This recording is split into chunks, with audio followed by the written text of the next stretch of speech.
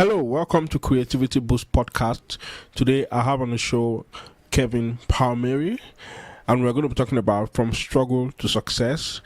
Kevin has some really interesting stories and insights that he's going to share with us that can help anyone, anywhere, go from where they are to where they need to be in their success journey. Hi, Kevin. How you doing? I am doing very well, my friend. I am excited to chat, and I appreciate your time. Let's see where the conversation takes us. Awesome. Do you want to tell us a bit about yourself as we kick this off? Yeah, so today I am a full-time podcaster, and I get to podcast every day, but obviously that's not where I came from. I'm somebody who didn't know my dad. I was raised by my mom and my grandmother. I had no idea what I wanted to do with my life. I eventually found, quote-unquote, a financial success, and I still ended up sitting on the edge of a bed contemplating suicide a couple of years later. So it's been a weird journey to get to where we are today, but I think I'm grateful for the stuff that I've gone through because it's given me a lot of powerful perspective to reflect on. Wow. So what does success mean to you? Because I know that for many people, success can mean many different things. So I'd like us to benchmark that as we kick this off so that everyone knows what we're talking about and we're on the same page. Yeah, it used to mean money in the bank account. That's what it used to mean. Success was how much money can you make and how much money can you save. Now I think of it as fulfillment. The more fulfilled I am, the more successful I feel. And fulfillment is growing and contributing to something greater than yourself. All right? This episode isn't about me, it's about adding value. My business and my podcast isn't about me, it's about adding value. So the more fulfilled I am, I would say the more successful I am becoming. Wow, that sounds really ironical because everybody and their mother is trying to make more money. People leave their houses early in the morning, come back very late at night because they want to make more money, and they feel the more money they would have, the more successful they become. And so generally speaking, people measure success by how much money they have, but you're here busting that myth and breaking that table, shaking that table right under his feet. So do you want to expand more on that philosophy that you just shared? Yeah, when I started podcasting, I would have done it for free forever. But I thought to myself, well, if I could find a way to make money doing this so it was sustainable, this could become my life. I think a lot of us find something that's profitable, to your point. The alarm goes off at 5, we drive to a job that we don't like, but it pays really well, and then we try to convince ourselves that we're passionate about it. I don't think that's a recipe for a fulfilling life. I'm willing to bet that more people would be fulfilled if they found the thing that they loved. They found the thing that felt like it was bigger than them. They found the thing that they loved contributing into, and then they struggled and took the journey to making that sustainable. I'm willing to bet they would be more fulfilled when they got that level of success. I was more fulfilled making, I don't know, a couple $1,000s a year at the beginning of this, doing what I loved, adding value, than I was when I made $100,000 doing a job I hated. So, but I also think, to your point, it's hard. I was privileged in the fact that I could leave a job and try to do this. I didn't have a family. I didn't have a car payment. I didn't have a home. I didn't have a mortgage. So I was able to take a shot that not everybody is able to take. So it's not necessarily just going from unfulfilled to super fulfilled. I think you work your way down the spectrum, so to speak. Wow. So you spoke about, you being fulfilled with a couple $1,000s a year as against when you had $100,000 a year with a job you didn't like. But some people would argue that with a couple $1,000s a year, fulfillment may be a lost paradise, right? Because you need money to do the things that your fulfillment would steer you in the direction of. So how do you balance that? Usually what I say is, it's a great point. We call it the 2 trains. You need one train that pays the bills while you build the train of fulfillment. So in an ideal world, let's say you have a job right now that you don't love, but it makes the money. So you make 100% of your money with that. You make 0% of your money with the thing that fulfills you. The goal is to go 100-0, 90-10, 80-20, 70-30, 60-40, 50-50, to a place where it's actually sustainable to do the thing that's most fulfilling full time. It just takes a long period of time to do that. Trust me, I wish I had an income for the first couple of years because it would have made my life a lot easier. I was riding the struggle bus. I was in credit card debt. I couldn't get my car fixed when it broke down. So it did a lot of damage. It really was not good for me necessarily. The idea is you treat your fulfillment, if it's a thing, let's say it's a podcast. I always use photography. If you really love photography, what you might start with is you go take pictures on the weekend, right? You go take pictures on Saturday, and then Sunday morning you edit them. Cool, that's where you start. And then eventually maybe you're able to charge a little bit for that. Then we can make a little bit of money, and then we can build a portfolio, and then maybe you take a Friday off of work and you go do some photography on a Friday. Okay, you make some money there. Eventually maybe you can get to the place where you can do that thing that fulfills you full time, but you have to be realistic about how long that timeline's going to take. Absolutely, and that's where the big question is, because a lot of people, in the guise of doing what they love, they end up doing something that's unproductive, and they do it for so long that they die out and they lose steam. They start running on fumes, and eventually they pack up, and everything just falls apart. Yep. So how do you measure, how do you gauge when you should actually be doing something, or how long you should be doing something, how long enough you should be doing something that you, in quote unquote, love, till it becomes profitable? Oh, yeah, I mean, that's the $1 million question, right? I would say, man, if you feel like you've really given it everything that you can give, you have to have an honest conversation with yourself. Because if you say you want it and then you only kind of try, you're not going to make it. It's just not going to happen. I would say when you can sit down and you can look yourself in the mirror and say, I have given this as much as I possibly could for as long as I possibly could, and I no longer believe this is constructive. I think this is starting to do damage to my mental health, to my physical health, to my emotional health, to my spiritual health, to my relationship, to my family. You have to have the real talk about that.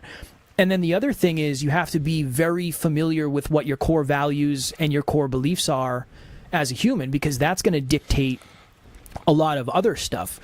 So I'm married now. I've been married for almost 2.5 years.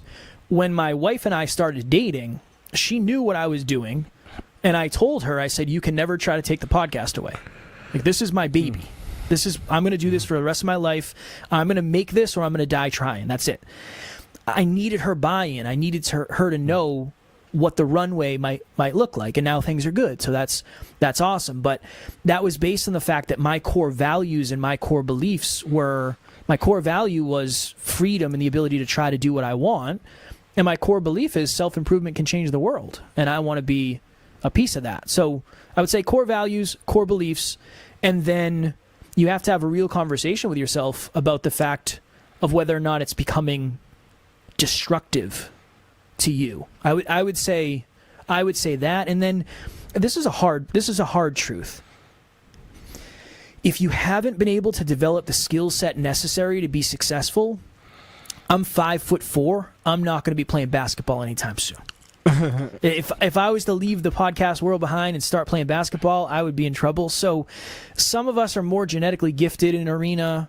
Some of us are born more intelligent than other people. You have to max out your skill capabilities, and that's going to determine whether or not it's appropriate for you to keep going. Yes, and in your response, you made mention of something really striking. You said you were willing to do this, and you were willing to die trying, and that speaks to the fact that you burned your bridges. You were all in. You didn't have a plan B, so to say, in quote.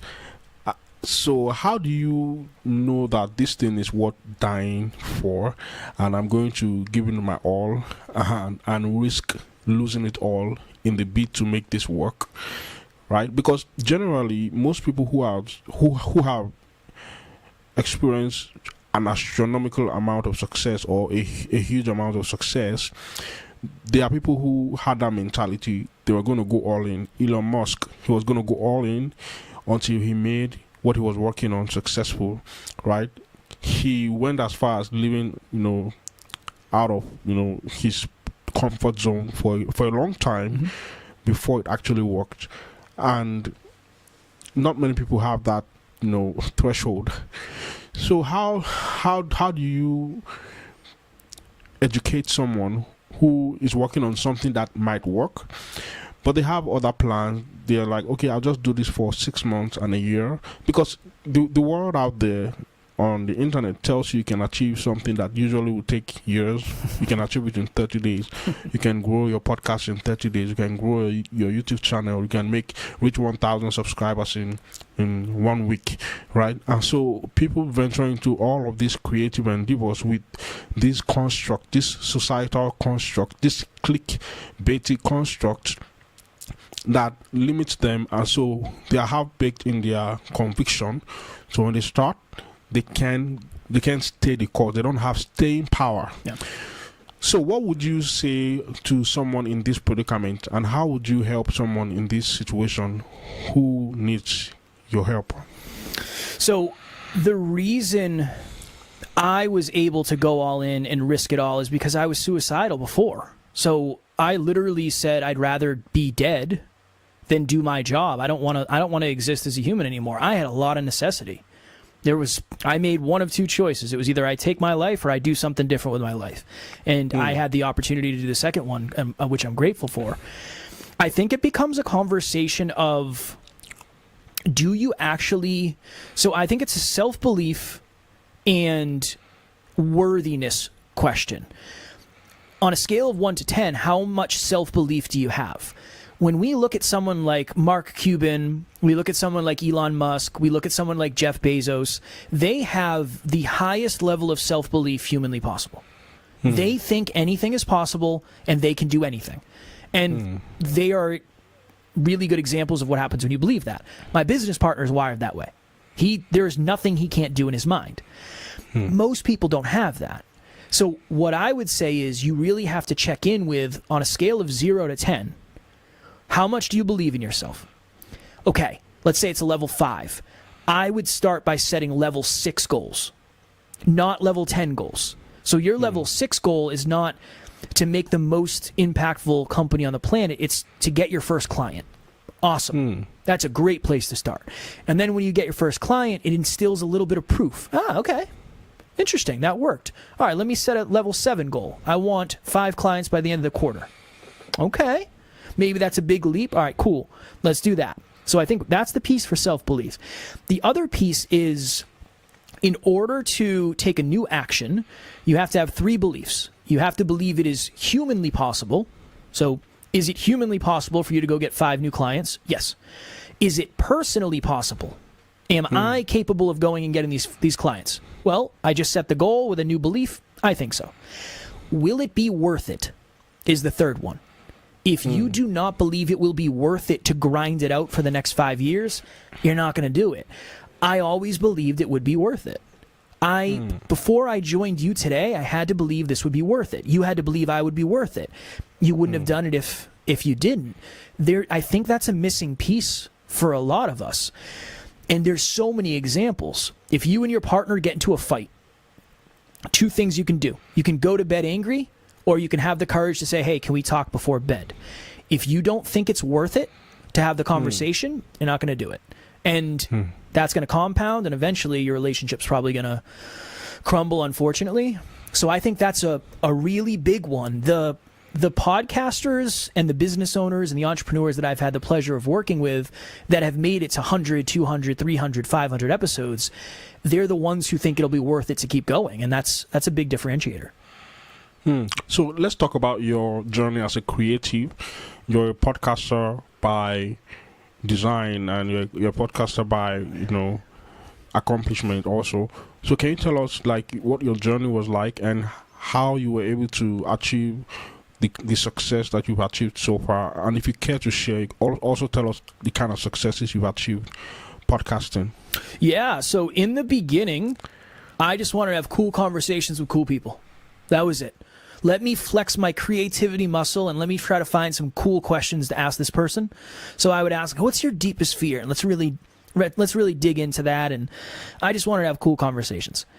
Then one of the things that I think has really helped us become successful is when we realized who our audience was, we became obsessed with creating content and creating episodes that would help them solve their problems.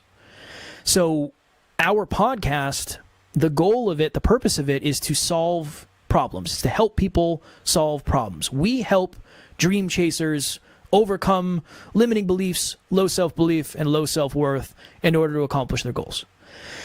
I used to give up my phone number in the beginning to people, and I would hop on FaceTime calls with them just to get to learn the audience. Who are you? What are you going through? And then you start to see patterns, and then you can talk about those patterns on the podcast, and then you attract more of those people. So that was a really big differentiator for us in the beginning. The other creative thing was I was always trying to improve the product. So I always had a mic. I was always trying to improve the audio quality. When we started video, I always was trying to improve the video quality. I learned how to audio edit. I learned how to video edit, so I did a lot of our content. I always wanted to be creative with that. I would spend hours creating social media content. Too much time, honestly. I was trying to be too creative. And then when we started having bigger guests, it was about creativity there. How do I ask a question that they've never been asked before? And we got a lot of really good opportunities because of that. We interviewed someone named Evan Carmichael, who's really big on YouTube in our space. And he said, yeah, I'll give you guys 20 minutes, and then I got to jump to my next interview. And we were like 18 minutes in. The interview was going really well. And I said, all right, Evan, we appreciate you coming, man. Thank you so much. I want to let you go so you can get to your next call. And he said, no, I want to stay. I'm going to stay for an hour because you guys are awesome. That was because of our creativity. And then he ended up coaching us for a while. And then I actually spoke with him a couple months ago. He invited me up to Toronto to speak with him. That all came from creativity, right? So that right there has been one of the successes. And my apologies, my wife is calling me. She's the only person who can get through. Then we just tried to stick to the basics. We grew a lot, and then we tried to refocus, and then we grow again, and we try to refocus. So just some of the successes are we've had the opportunity to interview some of the most successful people on the planet, millionaires, billionaires, best-selling authors, just amazing human beings. We've made over $1 million in the business, which is wild to me. We have an amazing 18-person team right now. And now I get to do this for a living. This is literally my job, right? I get to be creative for a living, and somebody who is creative, that's a dream come true. All right, thank you for that. You made a note and a point about how creativity made a difference for you. Can you tell us what creativity means to you and why it's so important in the journey from struggle to success? Creativity to me means an idea that pops into your head that you have no idea why it popped in, and you have no idea whether or not it's going to work, but you feel like it's important to try for some reason. And then I think another piece of creativity is putting a piece of yourself into what you're producing. Putting your own unique spin into something. And I think the reason it's so important is because there is literally only one you. You are the only person on the planet who thinks the exact way that you do. And when you get creative, you have ideas that nobody else does, or you have ideas that other people have had, but you have the courage to bring them to the world, and then people resonate with that. I think we resonate with creativity. We resonate with outside-the-box ideas. We resonate with stuff that perks our interest. We resonate with people that remind us of ourselves. And creativity attracts people to you because I think people want to be more creative inherently. So it's so important to be creative, because without creativity, everything would be the same always. Nothing would be different. This episode would be the same as the next episode and the previous. It's just, life would get very stale without creativity. Absolutely.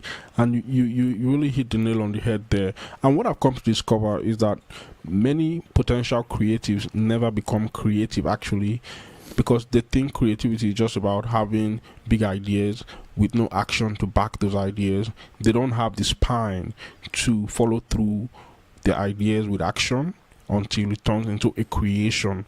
So they're like the pregnant lady who never actually delivers the child to the world because the baby is always, terminated halfway.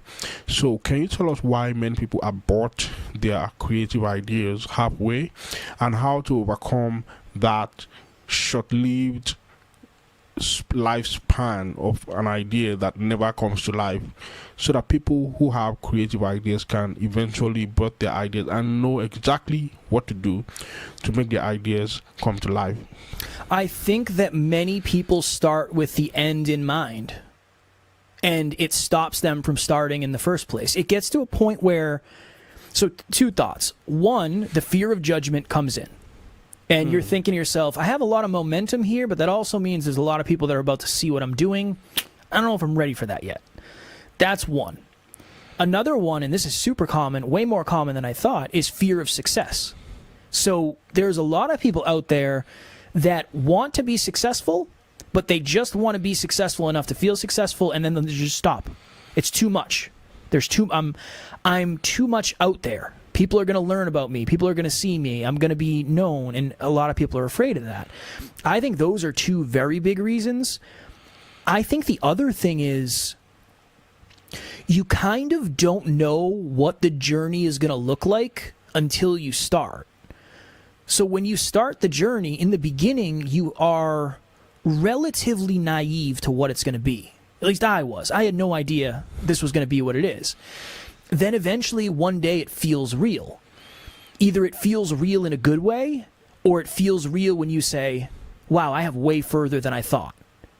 And then I think it's just checking back in with, well, why did I start this in the first place? How important is this to me? And how committed am I? Could I imagine my life without this thing? If the answer is yes, then you're probably not as committed as maybe somebody else is. And I'm not making that wrong. You can't take podcasting away from me. It's not going to happen. This is my thing. If you took it away, I just go start another podcast. Like, this is what I'm going to do. I'm going to do this no matter what, forever. I'm not retiring. I'm not interested. That level of commitment, that level of desire, I take it personally. I love this. I take it personally. So I think there's something to be said. If you can't imagine your life without the thing, you got to keep going, because you're going to regret it if you don't do it. If you're just kind of doing it because it would be cool if you could be successful, honestly, it might not be for you anyway. And maybe that means that there's another creative endeavor that's better for you. I think all those are probably what I would say. And then I think the other thing is the truth of the matter is, for a lot of people, the first thing you try is not the thing that you finish with. Think of how many businesses started and then went in a different direction, right? It's like, most of the businesses we know today weren't exactly that way in the beginning. So maybe it's more about a pivot to something new than it is about stopping the thing completely. Okay, that's cool.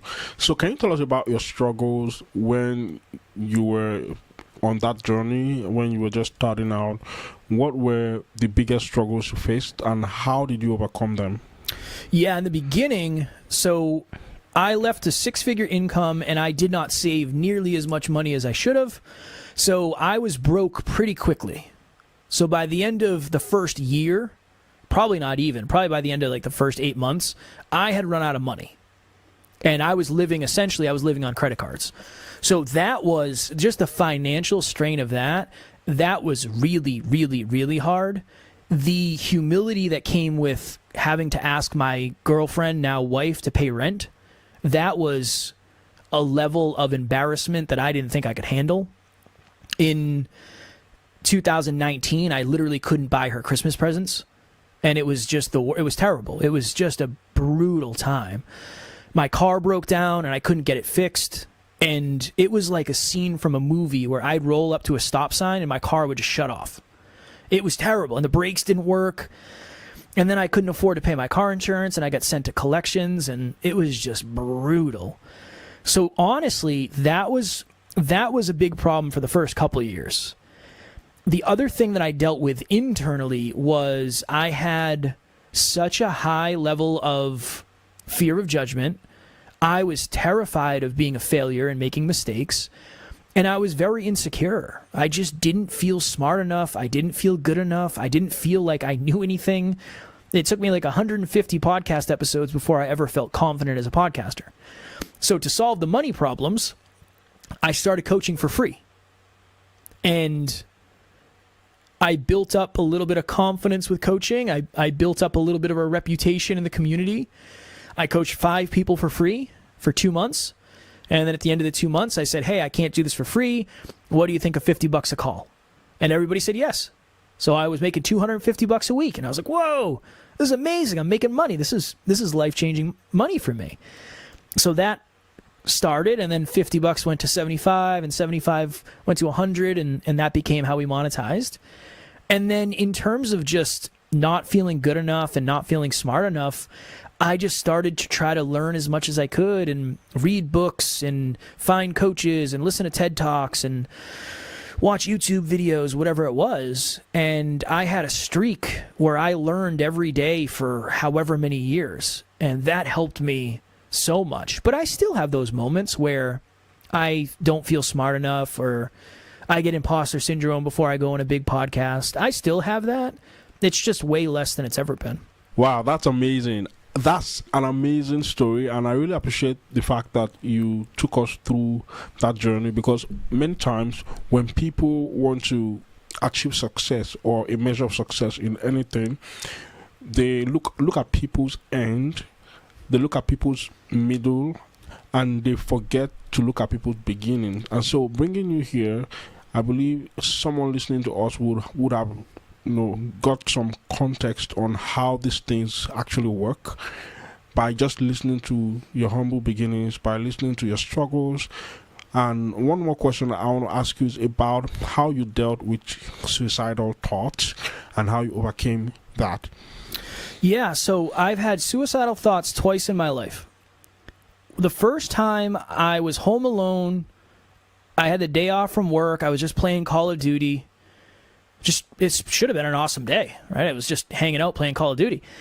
My girlfriend got home that night, and I said, hey, I had some weird thoughts today. And she said, what? And I said, there was a point in the day where I was sitting there thinking to myself, if this is what life is, just this dark, gray, bland experience, I don't know if I want to do it anymore.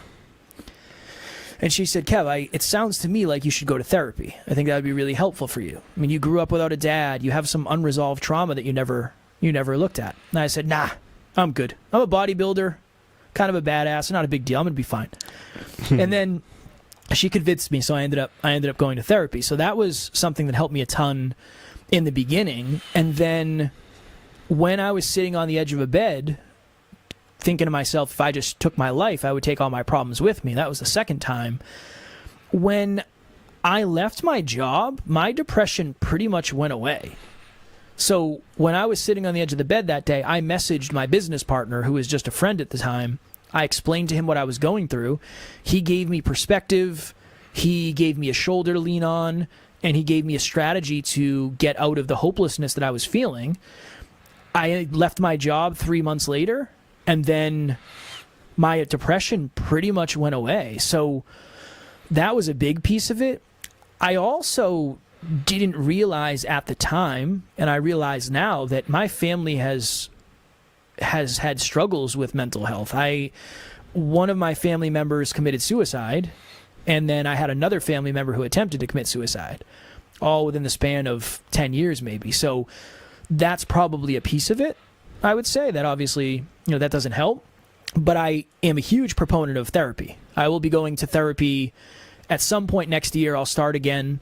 And it's not because I feel like I need it. It's more because I know how beneficial it is. And just because you don't feel like you need it doesn't mean there's not a lot of growth from that opportunity. So that's something that helped me a ton.